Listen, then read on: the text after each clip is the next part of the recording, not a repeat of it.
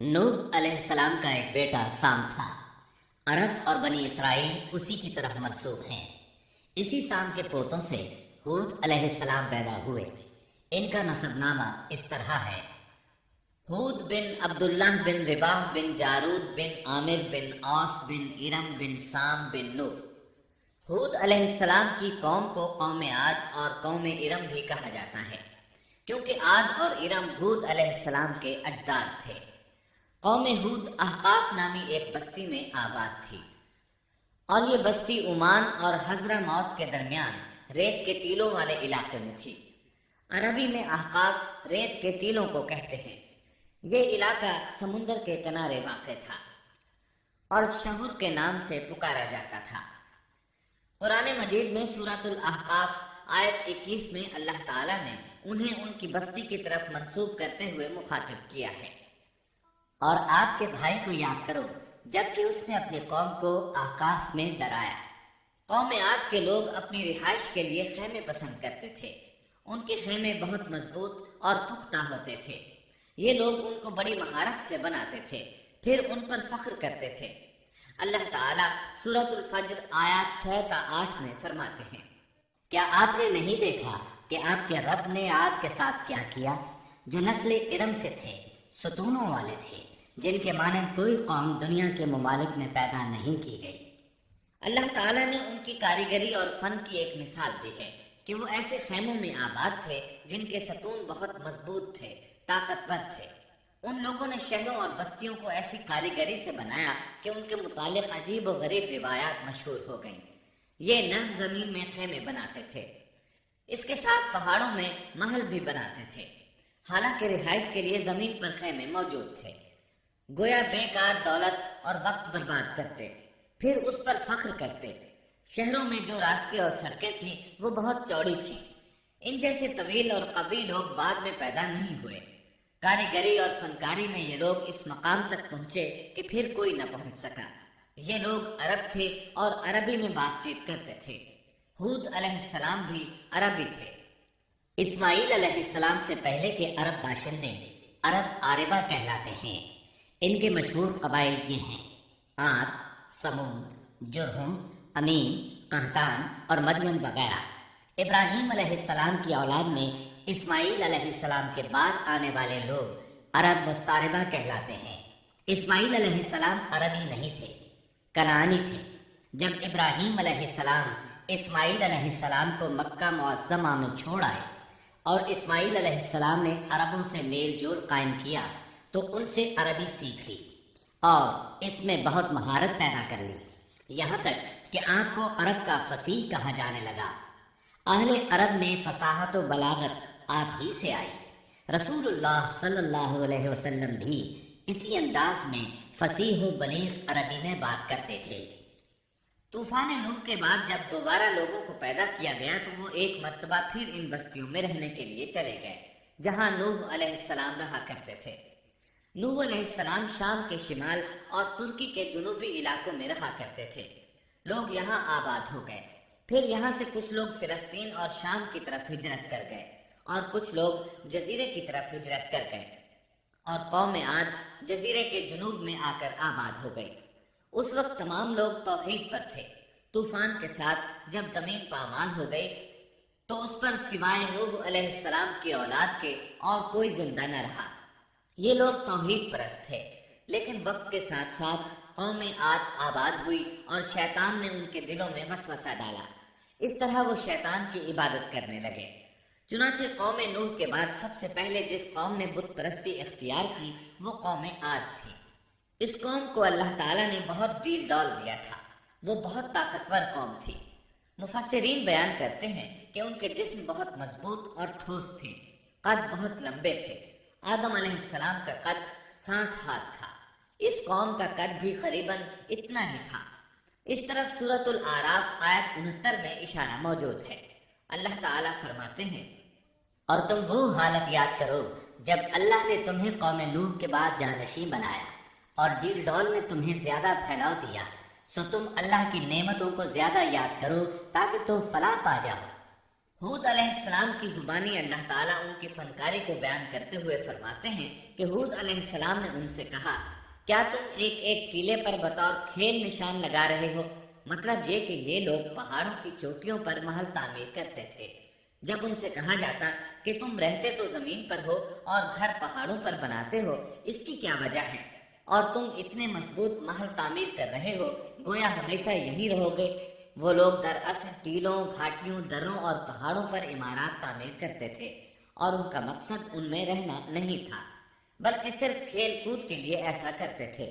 ہود علیہ السلام نے انہیں جھنجھوڑا کہ تم ایسا کام کیوں کرتے ہو جس کا کوئی مقصد نہیں، جس کام کے فضول ہونے میں کوئی شک نہیں۔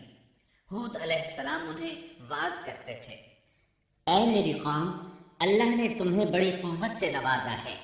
تمہاری طاقت کا عالم یہ ہے کہ جب تم کسی پر ہاتھ ڈالتے ہو تو ظلم کرتے ہو، کوئی شخص تمہارے سامنے آنا گوارا نہیں کرتا۔ لہٰذا اللہ سے ڈرو اور میری پیروی کرو، اس سے ڈرو جس نے ان چیزوں سے تمہاری مدد کی۔ اللہ تعالیٰ نے اپنی ہر طرح کی نعمت، مال، اسباب، اولاد، باغات، شہر، قوت، جسامت اور صنعت کاری سے تمہیں نوازا ہے، لہٰذا تم اللہ سے ڈرو اور میری اطاعت کرو۔ لیکن ان کی قوم نے کوئی اثر نہ لیا، نہ ان پر ایمان لائی، الٹا لگی تکبر کرنے، اللہ کی حمد کی بجائے اس کی ناشکری کرنے لگی۔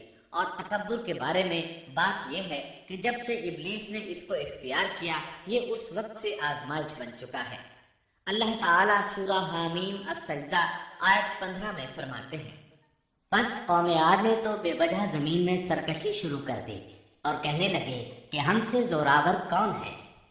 کیا انہیں یہ نظر نہ آیا کہ جس اللہ نے انہیں پیدا کیا ہے وہ ان سے بہت ہی زیادہ زوراور ہے؟ جب یہ لوگ اپنی سرکشی اور کفر میں حد سے بڑھ گئے، تب اللہ تعالیٰ نے ہود علیہ السلام کو ان کی طرف بھیجا۔ انہوں نے انہیں اللہ کی طرف بلایا اور کہا، اے میری قوم، اللہ کی عبادت کرو، اس کے سوا تمہارا کوئی معبود نہیں۔ کیا تم ڈرتے نہیں؟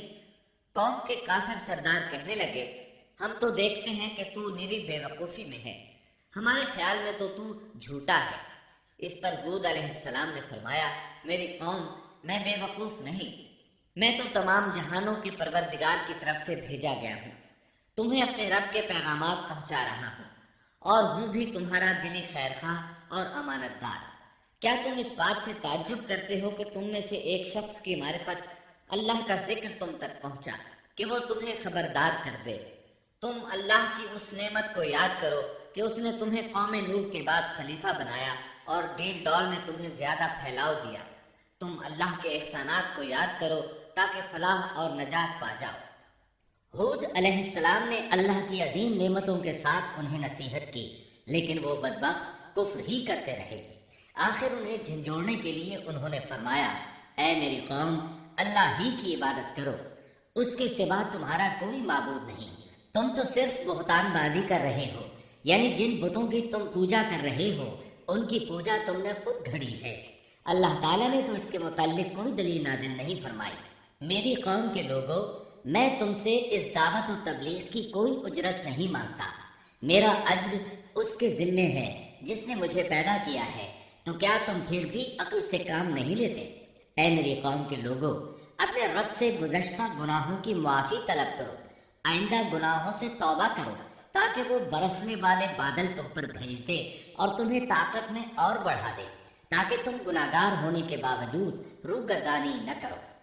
ہود علیہ السلام مسلسل انہیں دعوت دیتے رہے، لیکن وہ ظالم قوم نوح کی طرح ان کا مذاق اڑانے لگی اور کہنے لگے، ہمارے خیال میں تو بے وقوف ہے اور شاید تو ہمارے کسی معبود کے بڑے جھپٹے میں آ گیا ہے، تو ہمارے بتوں کو برا کرتا ہے، اس لیے ان میں سے کسی کی مار تم پر پڑی ہے، اسی لیے تو ذہنی مریض بن گیا ہے۔ وہ ظالم لوگ چونکہ آخرت پر ایمان نہیں رکھتے تھے اور دنیا میں خوشحالی کی زندگی بسر کر رہے تھے اور تھے بھی اپنی قوم کے سردار، اس لیے اپنے ماتحتوں سے کہنے لگے، یہ تو تم جیسا ہی انسان ہے، وہی کچھ کھاتا ہے جو تم کھاتے ہو اور پیتا بھی وہی کچھ ہے جو تم پیتے ہو۔ اب اگر تم نے اپنے جیسے انسان کی اطاعت قبول کر لی تو سخت خسارے میں رہو گے۔ کیا یہ تمہیں اس بات سے دھمکاتا ہے کہ جب تم مر کر خاک اور ہڈیاں بن جاؤ گے تو پھر زندہ کیے جاؤ گے؟ ہرگز نہیں، یہ بات امکان سے باہر ہے جس کا وعدہ تم سے کیا جاتا ہے۔ یہ زندگی تو صرف دنیا کی ہے، ہم مرتے جیتے رہتے ہیں، ہم پھر نہیں اٹھائے جائیں گے۔ یہ تو وہ شخص ہے جس نے اللہ پر جھوٹ باندھا ہے، ہم اس پر یقین کرنے والے نہیں۔ ہود علیہ السلام انہیں دعوت دیتے رہے، یہاں تک کہ ان کی قوم نے واضح طور پر کہہ دیا کہ آپ ہمیں واز سنائیں یا نہ سنائیں، ہم تو اپنی روش نہیں چھوڑیں گے، یہ تو پرانے لوگوں کا دین ہے۔ اس طرح قوم انہیں مسلسل جھٹلاتی ہی رہی۔ آخر ہود علیہ السلام نے بھی انہیں کھلم کھلا دھمکی دی اور فرمایا، لوگوں سنو، میں صرف تمہیں ہی نہیں اللہ کو بھی گواہ بنا کر اعلان کرتا ہوں کہ اللہ کے سوا جس جس کی عبادت ہو رہی ہے میں ان سب سے بری طرح بیزار ہوں۔ اب تم ہی نہیں اپنے ساتھ اوروں کو بھی بلا لو اور اپنے ان سب جھوٹے معبودوں کو بھی بلا لو، اور تم سے جو ہو سکے مجھے نقصان پہنچا دو، مجھے کوئی مہلت نہ دو، نہ مجھ پر ترس کھاؤ۔ یہ فرمانے کے بعد انہوں نے اللہ سے دعا کی، اے پروردگار، ان کے جھٹلانے پر تو میری مدد فرما۔ اللہ کی طرف سے آپ کو جواب ملا، یہ تو بہت ہی جلد اپنے کیے پر پچھتانے لگیں گے۔ اللہ کے نبی کا انکار کرنے، اس سے بغض رکھنے اور اس کا مذاق اڑانے والوں کا انجام کیا ہوا؟ اللہ نے انہیں ایسے زناٹے کی آندھی سے تہس نہس کیا کہ جس کی تاریخ میں مثال نہیں ملتی۔ اللہ نے ان سے بارش روک لی، اس سے خشک سالی کی کیفیت پیدا ہو گئی، درخت اور پھل ختم ہو گئے، وہ لوگ بارش کی خواہش کرنے لگے۔ اسی حالت میں ایک دن اللہ نے انہیں عذاب دینے کا ارادہ فرمایا۔ انہوں نے دیکھا ایک سیاہ بادل ان کی طرف بڑھ رہا ہے، خوشی سے اچھلنے لگے، کہنے لگے یہ بادل ہم پر برسنے والا ہے، جبکہ ان کا خیال غلط تھا۔ دراصل ابر کی صورت میں یہ وہ قہر الہی تھا جس کے آنے کی وہ جلدی مچا رہے تھے۔ وہ عذاب ان کی بستیوں کی تمام چیزوں، پھلوں، خیموں، درختوں کو تہس نہس کرتا ہوا آیا۔ اسے اللہ کا یہی حکم تھا۔ آندھی اس قدر زبردست تھی کہ پہاڑوں پر ان کے تعمیر کردہ محلوں تک کو اڑا لے گئی۔ مجرموں کا یہی بدلہ ہے۔ اللہ تعالیٰ سورۃ الزاریات آیت 41 اور 42 میں فرماتے ہیں، اسی طرح عادیوں میں بھی ہماری طرف سے تنبیہ ہے، جبکہ ہم نے ان پر خیر و برکت سے خالی آندھی بھیجی، وہ جس جس چیز پر گرتی تھی اسے بوسیدہ ہڈی کی طرح چورا چورا کر دیتی تھی۔ اس آندھی نے ہر چیز کو فنا کر کے رکھ دیا۔